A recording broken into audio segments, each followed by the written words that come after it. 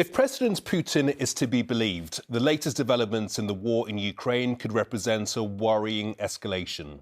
Today's grim landmark of 1,000 days of war saw Ukraine fire several American-supplied missiles deep into Russian territory, apparently targeting an ammunition depot.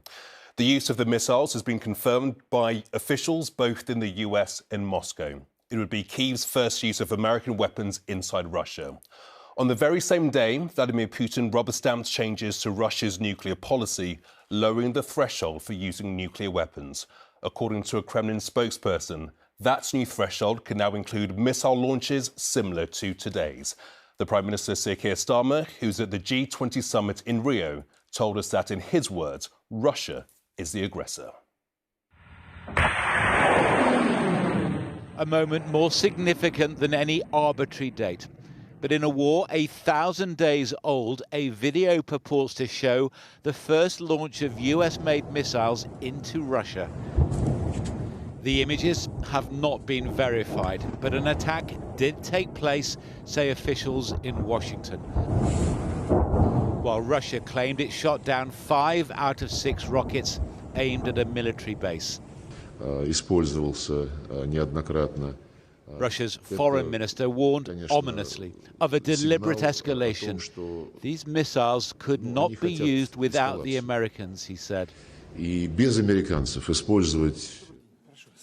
Moscow, President Putin was already committed to signing a new military decree to lower the threshold for the first use of nuclear missiles. The old doctrine talks of an existential threat to Russia, but now includes any aggression against the Russian Federation, with the use of conventional weapons creating a critical threat to sovereignty and/or territorial integrity. No one expects the Kremlin to press the button on the world's biggest arsenal of nuclear weapons, but the warning is unmistakable, and not everyone will dismiss it so easily.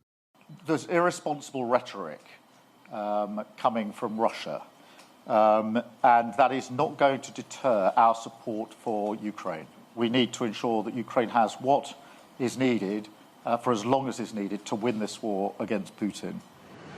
And yet the G20 summit's communique waters down the position on Ukraine, and Joe Biden has hardly hurried to give permission for long-range US missiles to be fired across the Russian border.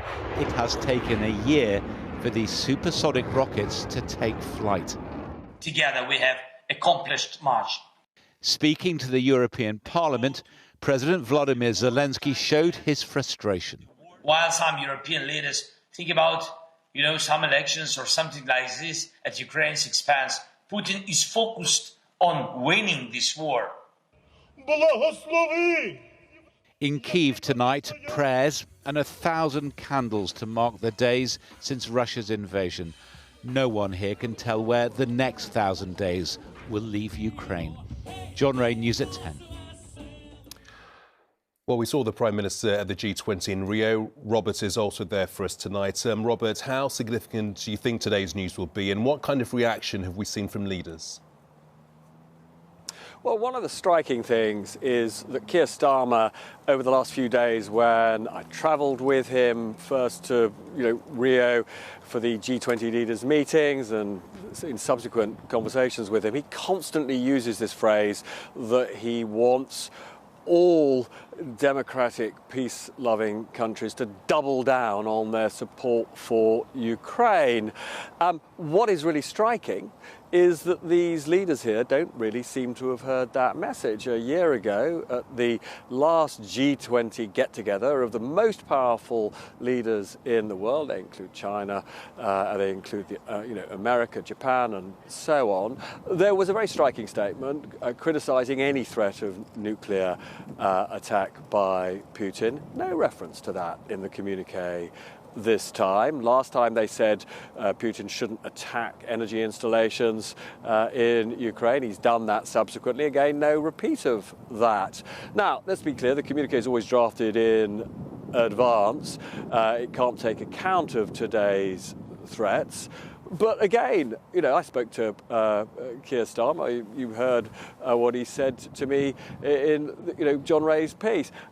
He says he won't be intimidated by Putin in that sense, but we're not hearing that from countries like China at the moment. What's in the communique this time is just that they want a just and durable peace in Ukraine. So what is the big change? Well, I'll tell you, it's in two words. It's Donald Trump. Donald Trump has said he wants peace in Ukraine. He wants an end of the war. He believes he can deliver that. He's not, of course, here, but it means that all leaders privately recognise that some kind of dirty, tawdry deal, peace deal, will now be done. And the whole point of supplying these rockets, or allowing Ukraine to use these rockets into Russian territory, is simply to strengthen Zelensky's hands in the peace negotiations that are coming within weeks.